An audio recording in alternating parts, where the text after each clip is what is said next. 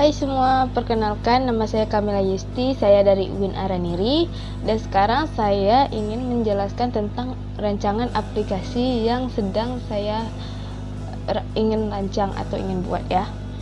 Nama aplikasinya adalah Daker atau aplikasi data kerja, diambil dari data kerja ya, jadi diambil dari data kerja namanya Daker, aku singkat gitu. Oke, aku jelaskan lebih lanjut ya tentang aplikasi Daker. Alasan saya memilih aplikasi tersebut adalah karena aplikasi ini akan sangat berguna untuk kedepannya, di mana aplikasi ini dapat membantu dan mempermudah banyak orang. Aplikasi ini adalah Daker, aplikasi data kerja, di mana kita bisa menyimpan data kerja kita ke dalam aplikasi ini. Tidak hanya menyimpan, juga bisa menemukan pekerjaan, di mana di aplikasi ini kita dapat dengan mudah menemukan pekerjaan. Tidak hanya menemukan pekerjaan, dan juga dapat mempublikasikan pekerjaan. Misalnya mempublikasikan pekerjaan itu seperti mempublikasikan misalnya aku nih jago sesuatu gitu kan, misalnya aku punya skill tertentu, jadi aku dapat mempublikasikan di aplikasi ini. Di aplikasi ini juga memiliki sistem dua arah, di mana aplikasi ini mempertemukan antara orang yang mencari pekerjaan, bisa disebut freelancer atau buruh ya, dan memberi pekerjaan atau klien. Biasanya klien ini orang-orang pembisnis atau orang yang memang sedang membutuhkan jasa pekerjaan, misalnya jasa suatu pekerjaan gitu.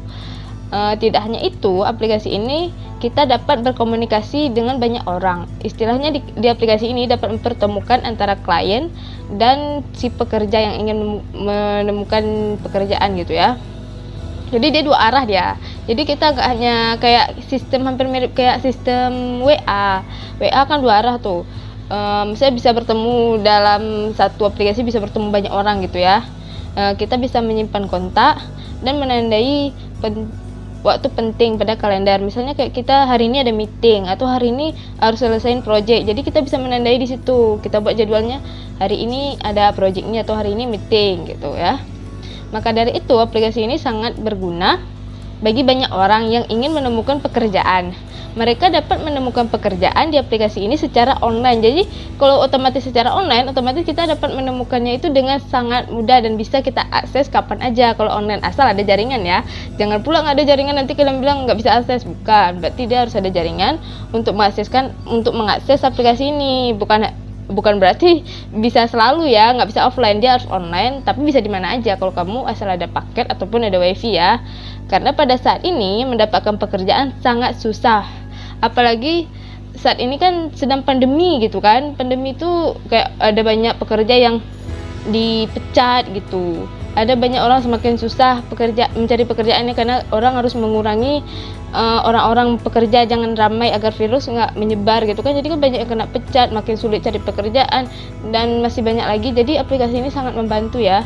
Jadi di aplikasi ini dapat membantu kita mendapatkan pekerjaan dan menemukannya secara online. Jadi mungkin bagi orang-orang yang introvert gitu kan, malas keluar rumah, habis itu malas bertatapan dengan orang, jadi dia bisa dengan aplikasi ini bisa mengakses untuk mencari pekerjaan dengan mudah gitu. Dia nggak perlu keluar rumah gitu ya, hanya di rumah menatap laptop ataupun HP dia bisa menemukan pekerjaan. Tapi nggak semudah itu juga, tentu saja kita harus publikasi dulu, harus matangkan skill, baru kita bisa ya bermain di aplikasi ini gitu.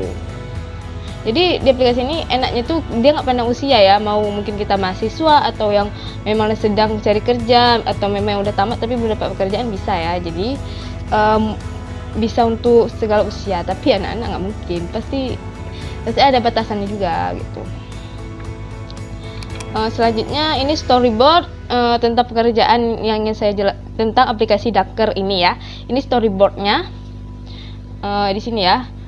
Ingin mencari pekerjaan di aplikasi Daker gitu. Pertamanya kita buka aplikasi Daker, ini logonya ya. Logonya ini bukanya di HP. Lalu setelah buka kita bisa masukin unsur name dan password, itu sesuai email kita ya. Mungkin kita ada unsur name tertentu dan ada passwordnya, bisa langsung juga atau pakai email boleh juga. Mengisi password dan mengisi unsur name. Lalu setelah selesai klik sign in ya. Setelah itu kita diarahkan ke profil. Di profil kita bisa mengisi data kita seperti ada nama, alamat, kontak gitu, kayak nomor HP gitu ya. Atau ada kita punya web gitu. Itu kita punya web, kita bisa masukkan link web kita di situ. Nanti kalau orang nengok data kita, dia bisa langsung tahu gitu. Oh, ini ada webnya, dia bisa langsung klik gitu. Nggak biasa susah. Ini ya di profil kita bisa juga masukin foto di profil ini. Lalu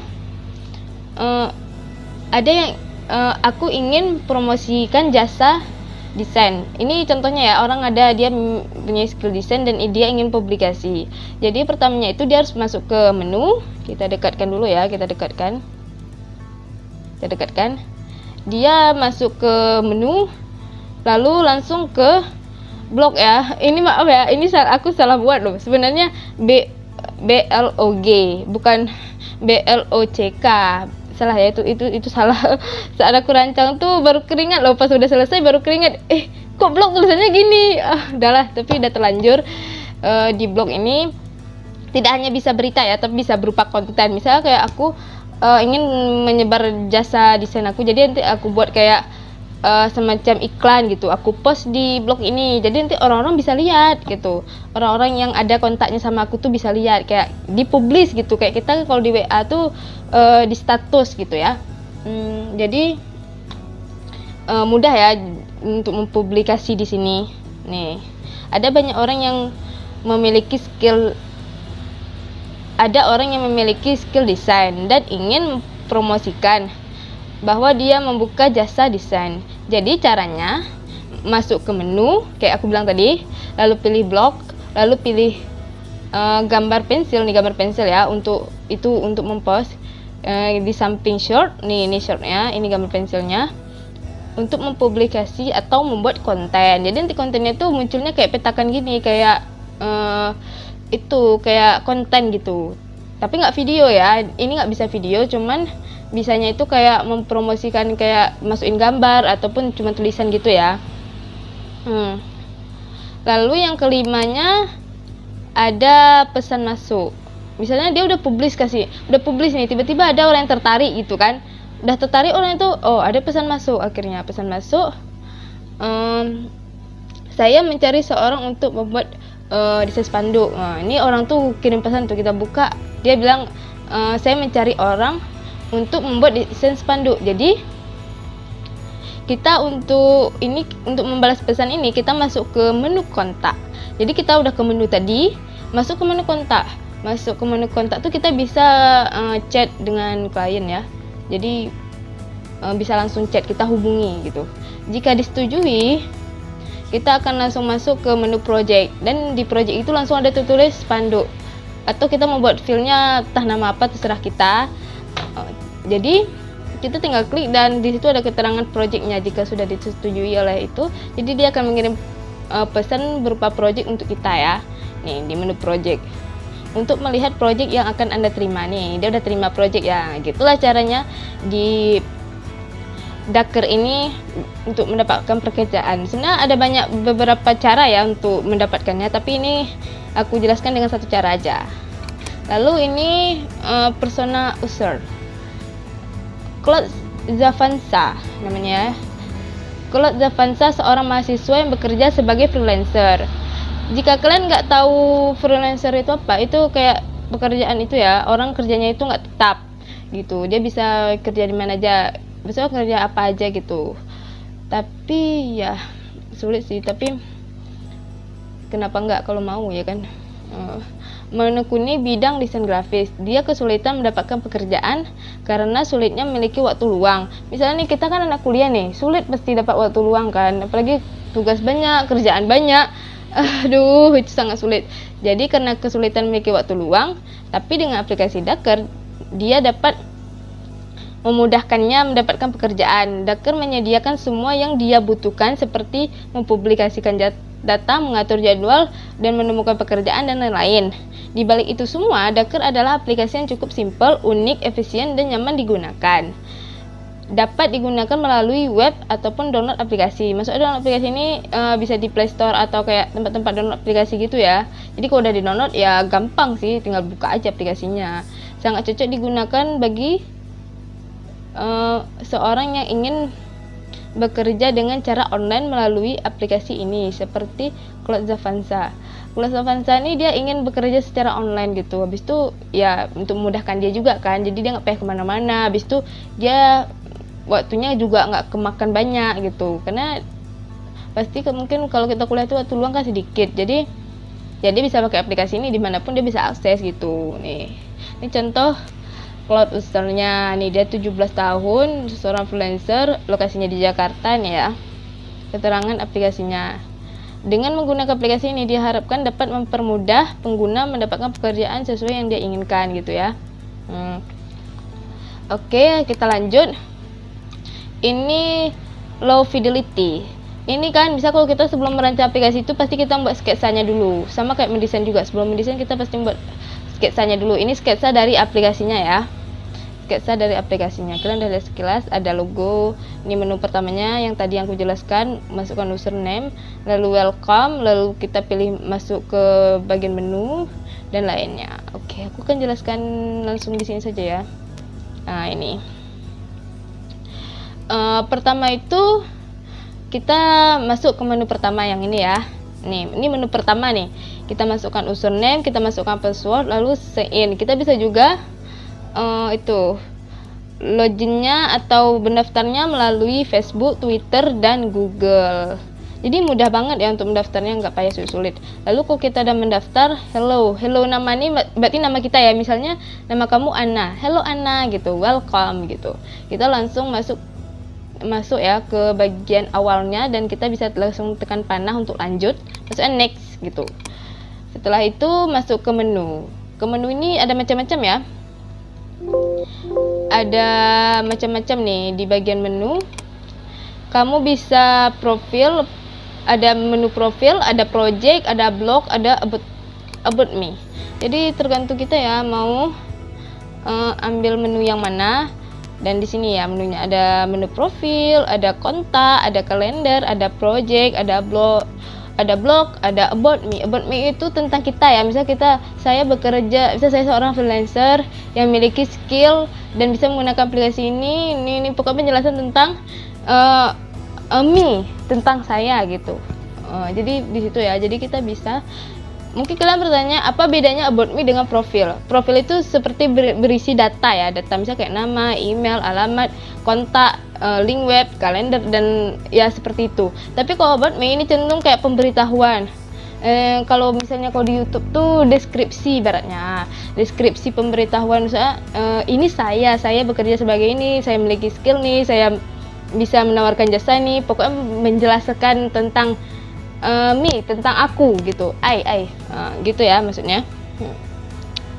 Lalu di kontak list itu berisi kontak-kontak yang nggak mesti klien sih, misalnya kontak kita ada kontak teman atau apa ya. Semakin banyak kontak berarti publikasi kita tuh semakin luas, gitu ya. Ada kalender juga, ini yang tempat aku bilang kita bisa mengisi jadwal. Dan ini blog, tempat kita mengupload konten atau sesuatu yang ingin kita beritahukan secara umum gitu. Dan project, tempat kita menyimpan project. Oke. Udah kita jelaskan ini dulu ya. Menurut ini get start law-nya ya, get start law. Aku jelaskan satu-satu dari yang awal. Bentar ya. Nah, pertama, poin pertama di menu tadi ada focal point atau titik fokus. Kotak kuning memfokuskan mata pada kotak tersebut, lalu tombol putih, nih tombol putih memfokuskan lagi pada mata kita pada tombol tersebut nih. Maksudnya titik fokusnya itu ada pada kotak kuning dan kotak putih gitu. Sebenarnya logo tuh bisa jadi titik fokus juga sih, karena ya salah satunya itu. Lalu ada figure ground, dasar gambar. Prinsip dasar gambar menyatakan bahwa orang secara naluriah memandang objek sebagai di latar depan dan di latar belakang. Jadi kotak yang berwarna biru terang ya ini merupakan background dari logo, nih logonya. Dan kotak yang berwarna biru gelap merupakan background dari keseluruhan ini ya, dia backgroundnya gitu. Lanjut, similarity atau kesamaan. Prinsip kesamaan menyatakan bahwa ketika sesuatu tampak serupa satu sama lain, kita mengelompokkannya sama. Misalnya ada sesuatu yang sama, jadi dikelompokkan jadi sama, makanya similarity, kesamaan gitu. Dan kita cenderung berpikir mereka memiliki fungsi yang sama, terlihat pada menu seperti ini ya. Ini aku cuma buat dua, profil dan project. Sebenarnya profil, project, blog, dan about me itu memiliki kesamaan dan fungsi yang sama gitu. Dan kalau di sini ada nama, ada alamat, ada kontak list, link web, dan kalender itu similarity ya, kesamaan, dia memiliki fungsi yang sama gitu. Oke, kita lanjut. Lalu komunitas. Prinsip komunitas menyatakan bahwa elemen-elemen yang tersusun pada sebuah garis atau kurva dianggap lebih terkait daripada elemen-elemen yang tidak pada garis atau kurva. Terlihat pada list kontak, di mana bagian kontak merupakan satu elemen. Nih ya, list kontaknya. Ini satu elemen nih berarti. Lalu masih komunitas lagi yang merupakan elemennya yang merupakan satu komunitas, ya ini pada folder dan pada my project-nya. Lalu daerah yang sama ya, ini daerah yang sama, common region, terkait erat dengan proximity. Biasanya ada batasan yang menandakan area dalam batasan adalah merupakan satu kesatuan. Terdapat pada kontak kota yang berisi beritanya. Nih, jadi dia bisa di-scroll terus makanya dia daerah yang sama gitu. Lalu lanjut, interaksi yang didapat antara user ketika menyelesaikan task. Apakah aplikasi ini satu arah atau dua arah? Aplikasi ini dua arah ya, tadi udah aku bilang aplikasi ini dua arah, dimana kita bisa berkomunikasi dengan yang ada di luar. Tapi syaratnya harus ada nomor kontaknya dulu ya. Kalau nggak ada nomor kontaknya, kamu nggak bisa berinteraksi. Sama kayak WA, kalau kita nggak ada nomor kontak kawan, kita nggak bisa berinteraksi sama dia. Sama aja. Jadi sama kayak ini ya. Jadi kita harus memiliki nomor kontaknya atau setidaknya nomor email gitu. Ya, ini aplikasi dua arah. Apa ini aplikasi hanya untuk menampilkan hasil kerja kita? Enggak, aplikasi ini tidak hanya menampilkan hasil kerja kita, tapi kita bisa menyimpan pekerjaan, mendapat pekerjaan. Misalnya aku dapat pekerjaan nih, jadi kan aku kan bingung nih, saking banyaknya pekerjaan aku sampai bingung harus ditaruh di mana gitu kan. Pasti kalau kita taruh di laptop tuh nanti lupa letaknya di mana ini, letaknya di mana, aplikasi apa ini, bisa kerjaan apa ini. Jadi kan kita kan bingung kan. Jadi kita bisa di aplikasi ini kita menyimpan dalam bentuk folder gitu. Itu tersusun sesuai jadwal kita atur sesuai jadwal kita, projectnya apa, kita bikin namanya sesuai project kita. Jadi tidak hanya menampilkan hasil kerja ya, tapi juga bisa itu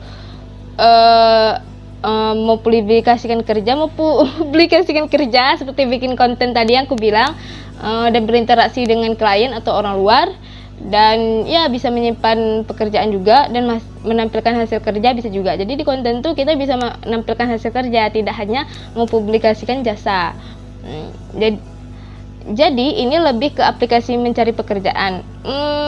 Lebih tepatnya begitu, karena aku cenderung pas merancang aplikasi ini cenderung kayak gitu, aplikasi untuk mendapatkan pekerjaan. Tapi jangan salah ya, aplikasi ini bisa juga untuk orang yang ingin mencari pekerjaan. Misalnya aku punya bisnis dan aku kebingungan nih, pekerjaan aku banyak banget dan aku butuh orang untuk membantu aku gitu. Jadi aku bisa gunakan aplikasi ini untuk mencari pekerja kayak gitu. Nggak mesti harus pekerja yang mencari pekerjaan, tapi ya orang udah punya orang yang misalnya saya klien juga butuh orang untuk dipekerjakan gitu.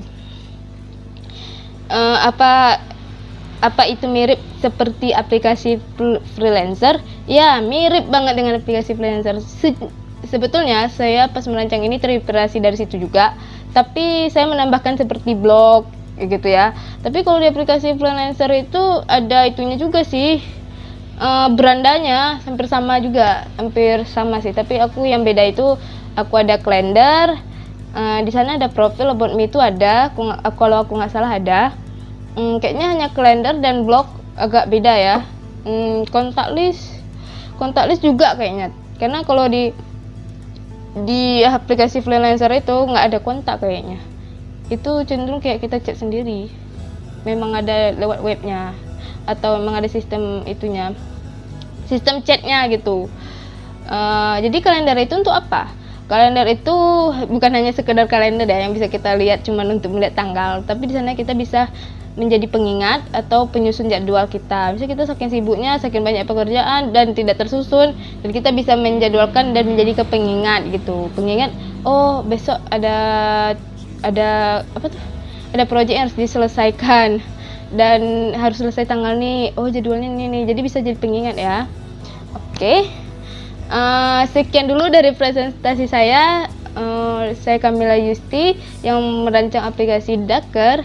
Sekian dan terima kasih. Mohon maaf bila ada kesalahan. Assalamualaikum warahmatullahi wabarakatuh.